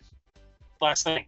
Okay, so you see the footprints that come from the ship to Peter, and then there's a second set that comes from the ship almost to Richard, but they don't quite connect to where his feet are. Oh yeah, I need to draw them in. Yeah, it was just a question. Yeah, okay, cool. Then there you go. Thank you. And then again, that's the last item that I had on the list of things that I had noticed. Which means we're getting to the end of page 2. So stoked. Oh, yeah, because I mean, that means that we're a third of the way through this portion of the project, which is really fantastic. I mean, thank you guys so much because it's really just been us continually getting together, just knocking out a little bit at a time to do it. So exciting to sit back and notice the achievement. So, Lisa, when you got your degree, did you get a master's? Did you get a PhD, a doctorate? How far did you get with that? No, only a master's so Okay. far, but I figure I probably will end up going back and getting a doctorate. I mean, most likely considering the job market and how that Right. goes and how competitive things are. Not necessarily on the cards right now, but probably something I'm going to do at some point. Right. Good thought. Yeah, so I was bringing that up to notice you know a thing or two about slogging through tasks that you don't necessarily want to do, but you have to do to accomplish a specific goal. So a master's is not an easy thing to achieve. No, definitely not. And the whole journey has been fun. Journey. and journey. It has been fun. I had a professor. I have a professor. I mean, I'm still in contact with him. Nice. And his whole thing is like, trust the process. Something good will happen. So I don't know. I just think of that, and it's like it became, like I said it so many times, that it would become like kind of a running joke at this point. Just like, oh, just trust the process. You know, you're struggling. Trust the process. Your mental health is on a flat line. Well, trust the process. Like, The stop that. process. You're Having like, problems with your yeah, mental health, trust the process. Use that for fighting. trust the process. Your baby mama left you. Well, trust the process. Right. Yeah. My baby mama has left me, but I trust the process. But you still trust. I'm Yeah. trusting the process. Still trust the process. Reading Uh, food, that's because you trust the process. Me. Yep. This it really, I mean, it really has been a process to get to this point. So fantastic work, Jack. We saw this start as a sketch, and then it has come to a fully lighted, shadowed, detailed. Um, some fantastic choices. I mean, his suit became blue during the process of this. There, we have cocks in space, and then we have the fat pussies on the beach. Everything you possibly want in one page. So super excited. Everything. Yeah. So having this page actually gets us into the next step too. Not only do we start page 3, but we're going to be starting the animation for this page too. Um, so that's very, very exciting to see. Um, so yeah, that's awesome. Bravo, Jack. Good work. Hello. Thank you, thank you. Yeah. Yeah, I'm excited to get started on page 3. I guess that'll be Thursday. You want to do it Thursday? Yeah, that's cool. I have the page breakdown, but I also want to review it to make sure that I know what I'm talking about with you, because I wasn't planning, even though I know we were really close to getting this finished, I wasn't planning to get it done. I figured we'd be right about at this time period. So, that's cool. We did a read through of it last night too, so we got to see all this, in the voices, and I'm starting the edit tomorrow as well, since I've gotten through all the podcasts. So. Guys, we do have about 15 minutes left. Jack, you have anything you want to shout out while we're in the closing out process? Just check me out on Twitch at twitch.tv /Kopasu. I do Rocket League streams. You can watch me suck at Rocket League there. And I sometimes do illustration streams there too. So maybe you'll also get a little, drawing lesson too if I have the taste to do an illustration stream.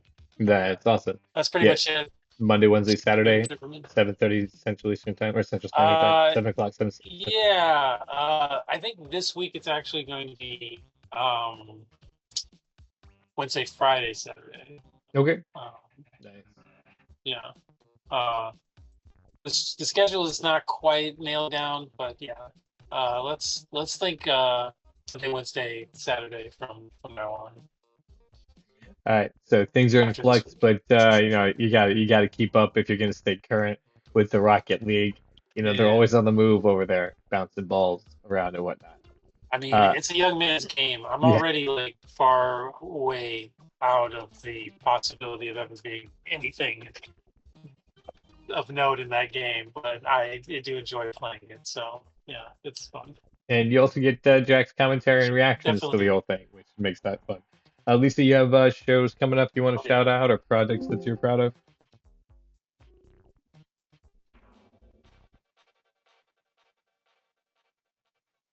I may have cut out there. Lisa, do you have any shows you want to shout out or talk about? I have so few coming up. Okay. Book me. Yeah, I understand it's July, right? Yeah. No, yeah, I don't think it's gonna be. This might not be up in time. It's fine. Wholehearted Winery on Saturday, I think is already sold out, unfortunately. Oh, fantastic. So you can't necessarily go to that one. Sad face. I will say, oh yeah, I'll be doing, co-producing and emceeing, Elena Banfield Live AF at the EC Ale House on August 25th. That's Cool. gonna be an interesting lineup. That'll be interesting. And Elena Banfield is a wonderful performer, and it is a ticketed show, but it's a good show, I promise. That and I was booked on a breast cancer uh fundraiser show in October. I know very little about that, but eventually that will happen. Okay. I'll be emceeing for that show. So those are two things definitely to look out for. I don't remember off the top of my head what else I got coming up in terms of shows. I feel like I'm missing one. That's okay. Do you have some socials that people can follow you on so they can get those updates on the shows and stuff? Yes, follow me on Lisa Green Comedy, LASAGREEN, and then comedy at Instagram. That's where I post all my stuff. Sometimes I think about it. Nice. If I remember to. Yeah. I post a lot of stuff there. That's basically it's all comedy updates. Sometimes selfies, and that's about it. So I usually post all my upcoming shows there. I need to be a little better about it, but that is where that stuff will go. So yeah, that's the best place to follow me. Cool. Okay. Cool. Gotcha. That is awesome. Guys, check it out. Follow her. If you love her here, you love her stand up. From what I hear, so I haven't had the experience to actually get to see any of your stand up, so that blows. But um, one of these days, Aaron and I will get together. We will all be getting together at some point. Oh yeah, I'm forgetting. I'll be performing at the Cricket on August 1st. Oh, there you go. I'm also doing a comedy competition in Wisconsin actually on August 2nd. So Hell yes. we'll see how that goes. Okay. Where you go? No idea. Where's that competition? Oh god, I forgot. Okay. Madison? Question mark? I don't know. Question mark. I just got at this like recently. Let me check. Yep, One-Liner Madness Madison. Yep, I'll be There on you go. that. We'll see how that There's goes. I'll probably there's do full, but I'll be there. One-liners are not your gag. They have been my preferred method of comedy. We'll say that. So it's definitely gonna push my boundaries in terms of writing. I think I can do it, but like, are they Fun. gonna be good? There's a challenge. That's fun. Aaron, how about you, man? What you got going on? Me? Let's see. The Thursday the 24th, I'm featuring at Hearsay Brewing, which is Yeah. an open mic in Ann Arbor that has Nice. feature spots. Okay. And so that's at 8 p.m.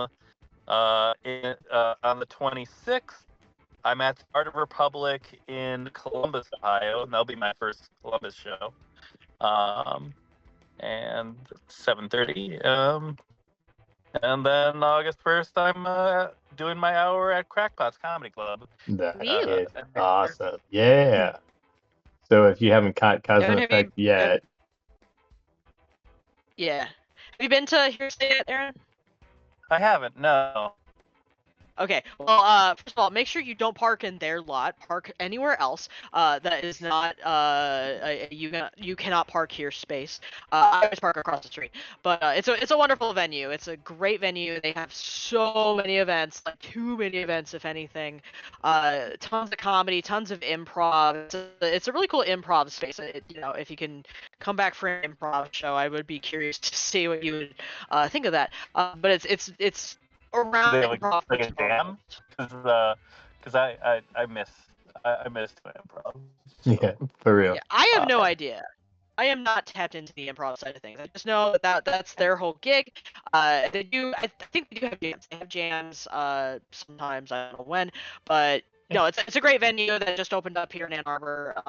So I would definitely recommend that venue for basically anything else they're doing at all times. I mean, the open mic is great. The people running it are fantastic. I love them very much, and I absolutely do support their show. It's just there's always so much other stuff going on as well. Like everything is great there. So I just want to put that out there. That's awesome. That's a glowing recommendation. Yeah. It almost sounds like they Wonderful. paid you to give such a glowing recommendation. So here, let's say if you don't mind, we'll close on this thought. Why don't you give me the one piece of media, which is either a TV show, uh, a book, a movie, or a song that you're positive was made only for you, or like explicitly like for you, Oh my god. Oh. right? You're always hitting me with these hard-hitting questions, Well, we already man. hit what's Like, the meaning of oh life boy. at the top of the episode, so I I figured, know. we have to go out for like another slugger at the bottom. So Okay. So I will say, and it's a bit weird one, but since you said this was made specifically for me, Yes. absolutely, it is a series called Undone. Okay. And it was written by Kate Purdy, who was also a writer for BoJack Horseman, and then Raphael Bob Wackberg, who is the creator of BoJack Horseman, also helped out. So the two of them made this beautiful, wonderful series called Undone, and it is like it's rotoscope animation, so it's weird, Okay. but it's so good, and it plays with this, like it does this like playing the line of like, is it mental illness or is it superpowers, that I love the shit out of at all times. Oh, So Undone. it's a Okay, I beautiful like the title. series. Okay, gotcha. Yes, and I love BoJack Horseman. That's definitely what, like, top one that I would have said, but I was just like, you said made for me. It has to Right. be the Kate Purdy side project. Like, that is just, it's such a beautiful piece of media. So one or the other, I did on Shelley Smith's podcast, Reads and Weeds. I read Someone to Love You in All Your Damaged Glory by Raphael Bob Waksberg. I am a huge fan of his work. Like, he's like top tier writer for me, even if nobody else cares. So yeah, but anything in that, like, so one of those three things, that's me. That's just me in a nutshell. You will find everything you need to know there about me. Hell yes. That is awesome. See, I can throw you these difficult ones and you have no problem. So if we have you back as a guest on the show, definitely expect more because that's a great answer. Aaron Cosby, what do you think, man? What's your defining media since you've had some time to think? Something just made for uh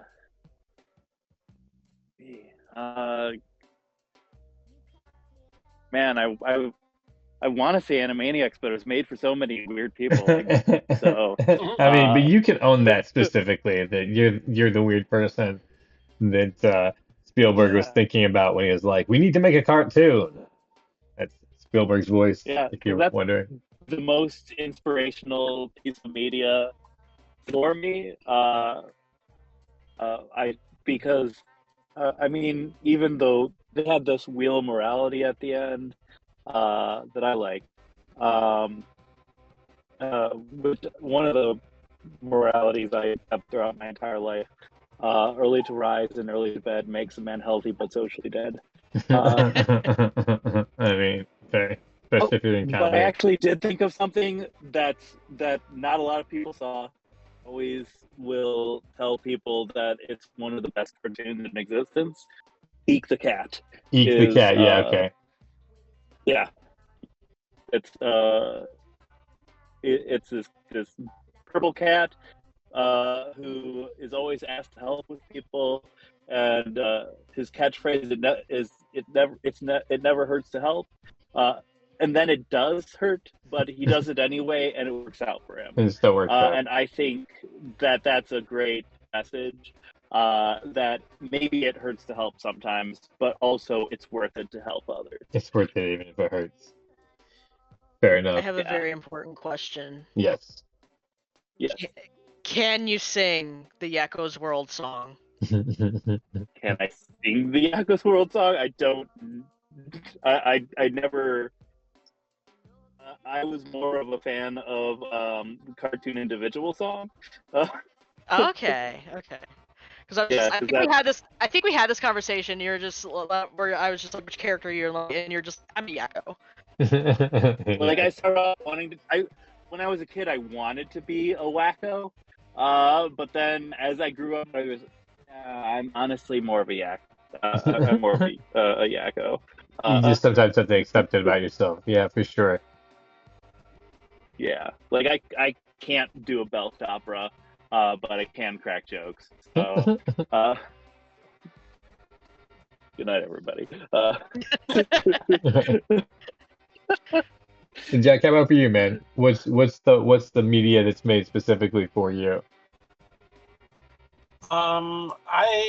Could claim a lot of things that I've loved over the years that I feel like really spoke to me or Sweet. like forged me. I could say, Calvin and Hobbes. Oh I yeah. could say Sonic the Hedgehog, uh, the games or the TV show. Um, I could say Rocket League for my current life.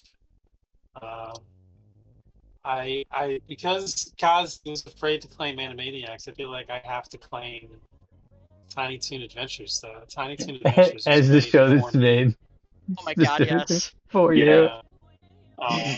I Yeah, mean, like that's I fair. Thanks enjoyed for the sharing with the show. rest of us. Do you Yeah. want to flush it again? I want to I want to see Elmira in Montana Buttons. Max episodes. I want to see Elmira chasing Montana Max around the Tiny Toon Adventures plane. Yeah, I forgot she's Anyway, particular to that show. She doesn't exist in the grown-up world, which does beg the question. I mean, yeah. what happened to her when they all grew up? Yeah, did Amara ever move past like squeezing animals? I don't know if she ever did. I mean, do She, they? Is the maybe she's whole middle I no, years mean, no. is that they got She's their revenge she's and with everybody PETA. kept their mouths She's with closed? PETA now. She has to be with PETA now. or she's like, she lives on a sanctuary where she just gets to like hug and squeeze all the animals that she raised. Yeah. Oh, she was a tiger. She became a tiger queen. She's a Yeah. trophy hunter. Yeah, exactly. Trophy. Dude, that would be really dark. Elmira becomes a poacher. She's just Damn. going after bigger animals to hug. Yeah. She just Yeah. wants to hug them all Yeah. and pet every That cat. would be the darkest timeline. Elmira became a poacher. Okay, I love you. Bye bye. Wow. All right, you guys. Tiny Toon Well, Adventures. for the Yay! end of this cursed episode, thank you for all sticking around to the end. We have Jack Haynes, of course, who is our illustrator, drawing with Jack, Lisa Green, comedian extraordinaire, along with Aaron Cosbio, bringing the heat to the Midwest and the comedy scene. And I'm Skip Marazzi. We will see you guys soon. Thanks so much for being here.